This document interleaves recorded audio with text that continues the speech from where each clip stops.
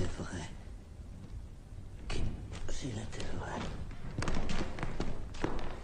qu'il existe des lois.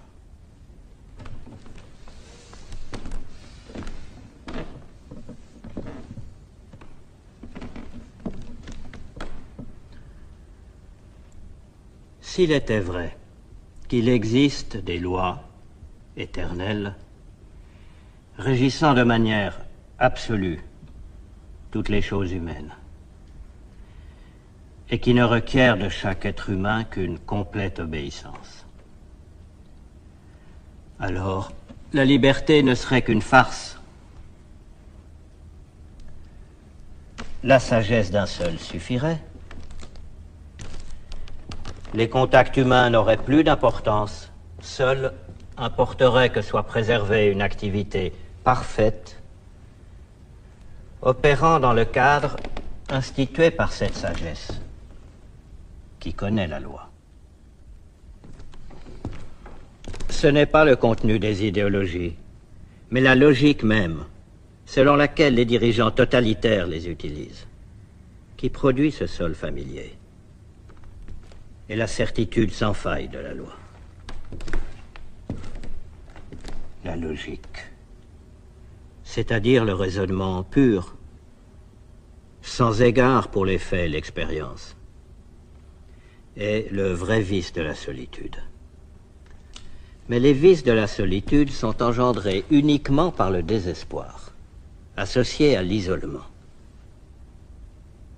Et l'isolement qui existe dans notre monde, où les contacts humains ont été rompus par l'effondrement de notre foyer commun, ou encore à la suite des conséquences désastreuses de révolutions, elles-mêmes issues d'un effondrement antérieur.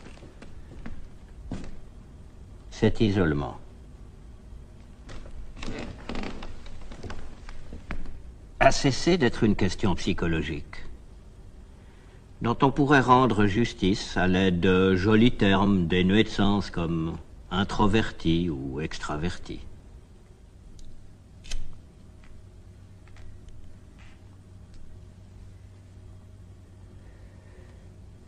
L'isolement, comme conséquence de l'absence de compagnie et du déracinement, est, du point de vue de l'homme, la maladie dont souffre le monde où nous vivons. Même s'il est vrai, on peut encore y apercevoir des gens, de moins en moins nombreux d'ailleurs, qui s'agrippent les uns aux autres, sans reposer sur le moindre appui, sans bénéficier du secours des modes institués de la communication, qu'un monde habité en commun devrait offrir, pour qu'on puisse échapper ensemble à la malédiction qui consiste à devenir inhumain dans une société où chacun semble superflu et semble être tenu pour tel par les autres.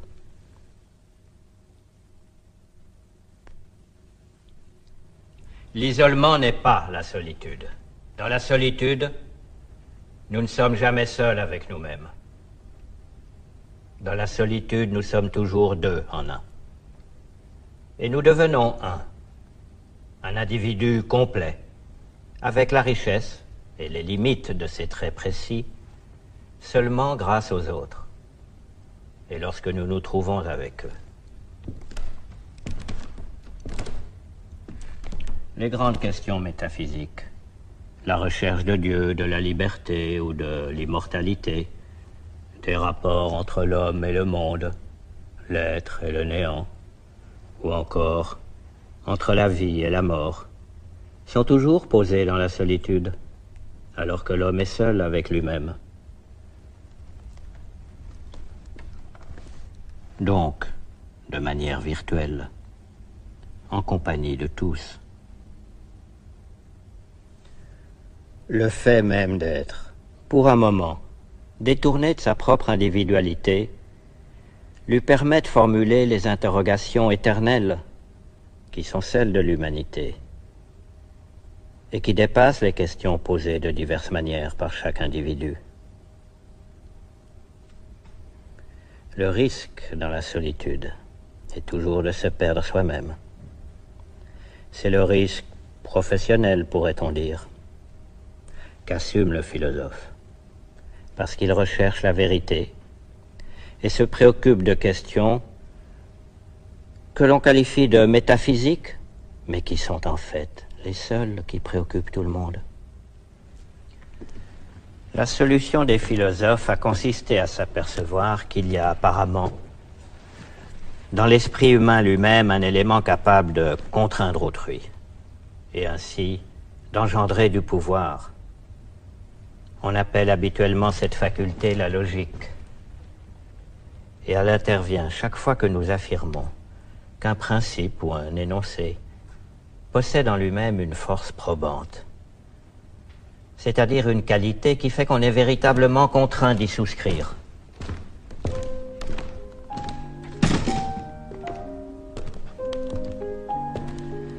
C'est récemment qu'on s'est avisé que la tyrannie, non pas de la raison, mais de l'argumentation, comme immense force de contrainte à exercer sur l'esprit des hommes, peut servir la tyrannie, proprement politique.